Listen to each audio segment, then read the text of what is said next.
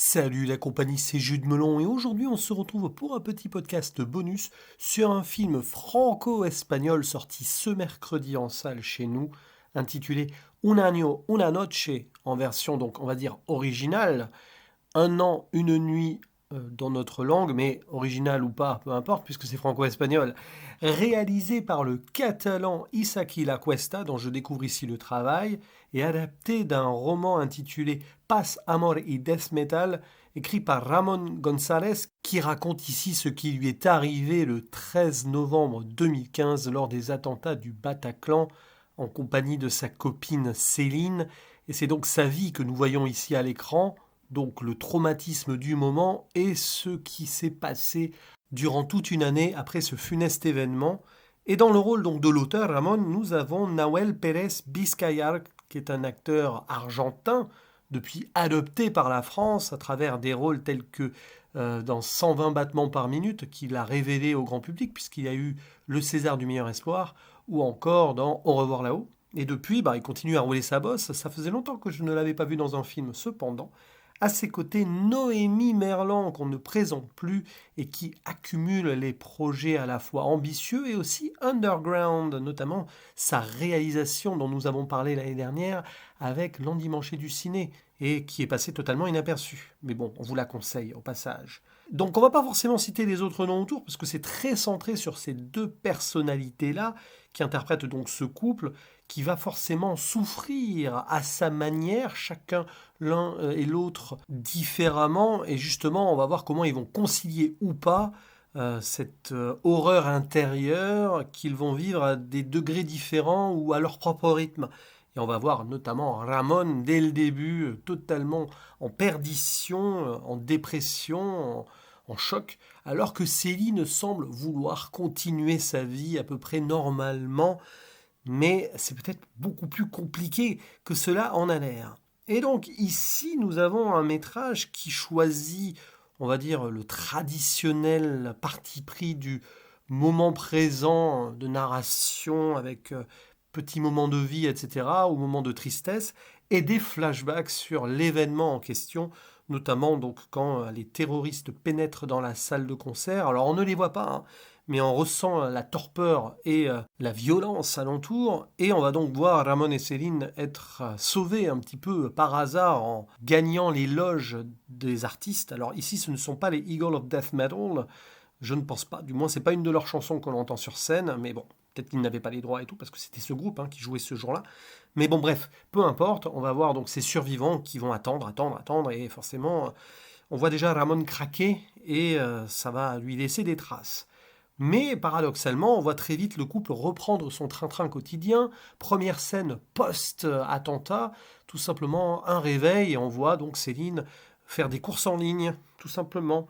Et on va suivre aussi sa petite vie de travail avec des jeunes en difficulté, pendant que Ramón, lui, à part des moments sympathiques musicaux avec ses amis et donc des moments plus intimistes avec sa copine, c'est quand même très difficile à vivre ce qu'il a subi, d'autant plus que lui, il a vu de très très près la mort venir, alors que Céline un peu moins. Mais ça ne veut pas dire que l'un souffre plus que l'autre. Chacun a tout simplement sa manière de ressentir les choses. Et c'est sur ce point-là que le film est une vraie réussite, parce que on évite certains clichés, même si forcément, dans des moments comme cela, le traumatisme étant ressenti de façon universelle, on a des scènes qu'on a l'impression d'avoir vues ailleurs, mais il y a vraiment un côté organique qui, ici, est bien porté, vraiment, brillamment même, par moments, par ce duo d'acteurs, actrices, qui avaient déjà su m'épater sur certains de leurs travaux préalables, mais ici, ça marche vraiment, d'autant plus qu'il y a une vraie alchimie qui se met en place. Il y a quelque part des moments un peu solaires, mais aussi touchants à l'intime qui fonctionnent fort bien. Bon, après, ça peut être inégal sur certaines séquences, ça c'est sûr, sur le côté un peu haché des moments de retour en arrière ou certaines scènes du présent qui sont un poil redondantes, notamment arrivées vers le milieu, trois quarts du film.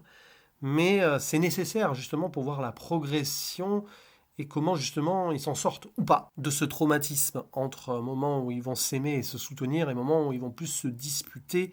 Il y a une scène assez déchirante vers la fin sur laquelle je ne vais rien dire, même si sur le plan de la mise en scène, Ça paraît assez anodin, mais je trouve que c'est réalisé avec minutie et à la fois une forme de distance pudique, où on les voit notamment à travers une baie vitrée, justement, leurs images se déformant l'un à l'autre, parce que peut-être à vivre ce traumatisme différemment, ils commencent un petit peu à ne plus trop se reconnaître, hein, euh, d'une manière ou d'une autre. Et c'est ça qui est assez cruel dans ce film, c'est que ce qui peut se passer le temps d'une nuit va avoir un impact sur des mois, voire des années derrière, hein. C'est ça la définition du traumatisme. Certes, il et elle ont survécu, mais qu'est-ce qui va rester de ce moment horrible? Le film essaye d'y apporter une réponse qui, elle, n'est pas forcément universelle, hein.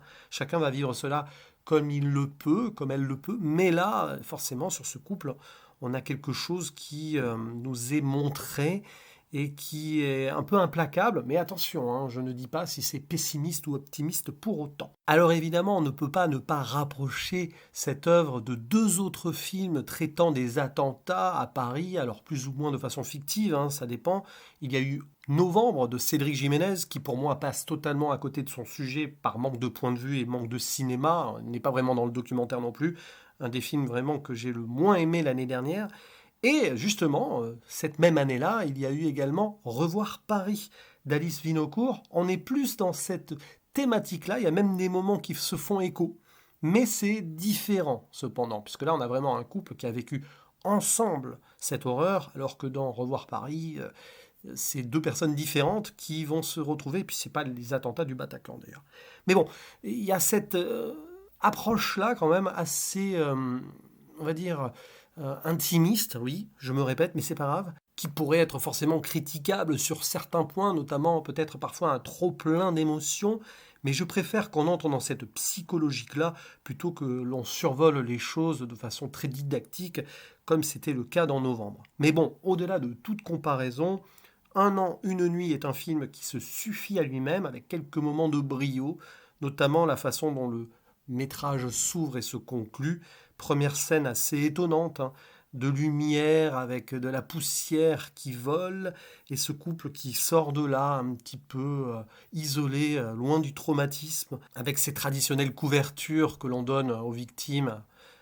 Voilà, elles s'en vont comme ça, ces deux personnes, sans être prises en charge ou comme un moment de fuite. C'est presque irréel d'ailleurs. Et je trouve que c'est assez touchant parce que tu sens justement qu'ils fuient cette terrible réalité pour se retrouver entre eux, mais que derrière ça va forcément les rattraper, y compris dans les méandres du quotidien. On a beau pouvoir faire certaines tâches comme ça, comme si de rien n'était, à un moment ça finit par craquer. Et c'est ce qui se passera. Donc, je vous conseille ce métrage-là, qui n'est pas facile à voir sur certains moments. Attention, si vous avez vécu ce traumatisme de près ou plus ou moins eu des proches qui ont vécu cela, ça va faire remonter forcément certains souvenirs. Mais c'est peut-être nécessaire. Alors, évidemment, quelque part, ça vient juste après Revoir Paris et Novembre, donc n'étant pas dans une forme d'overdose, peu importe. On le savait très bien que quelques années après ces événements, on aurait forcément des fictions dessus. C'était inévitable. Et c'est important, je trouve. Bref, à vous la parole. N'hésitez pas à dire en commentaire ce que vous en pensez, si vous appréciez ou non les deux acteurs principaux, parce que moi je les aime beaucoup, donc on peut en parler aussi. Et je vous dis à la prochaine. Ciao.